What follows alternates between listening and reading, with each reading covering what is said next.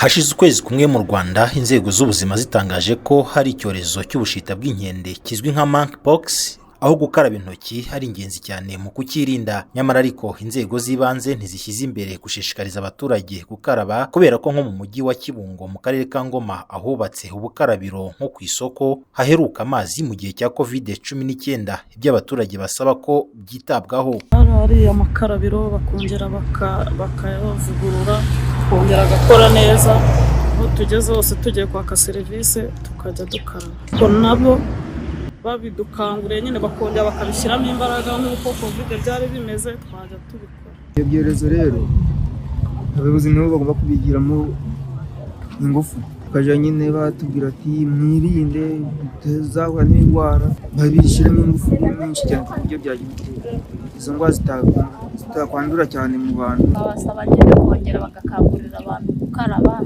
kubera yuko basa n'ababiretse bazi ko uburwayi bwarangiye. Babivugira mu nteko nibwo abantu babyumva neza. Umuyobozi w'akarere ka Ngoma Niyonagira Nathalie asobanura ko bagiye kwihutira gushishikariza abaturage gukaraba ndetse baborohereza kugeza amazi mu bukarabiro. Ariko nicyo cyo kwirara twarabikoraga mu gihe cya COVID, abantu bageze aho basa nk'abagenda badohoka, ariko turagira ngo tubabwire ko abantu babishinzwe bagomba kujya bayobora abantu aho bagomba kubanza gukarabira intoki, bagakomeza basaba serivisi. Twamenyesheje abaturage n'ubwo icyo cyorezo twebwe kitarahagera, ariko iyo cyageze mu gihugu birashoboka kuko abanyarwanda baragenda baratembera barasurana, umuntu rero ashobora kugenda akajya ku ruhande. Ibyiza nuko twakwirinda kitari cyatugeraho.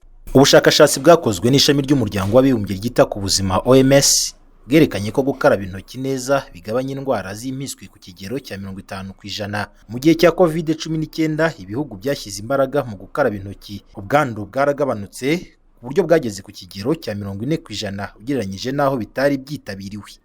Kamarade Uwizeye, Izuba Radio TV, mu karere ka Ngoma.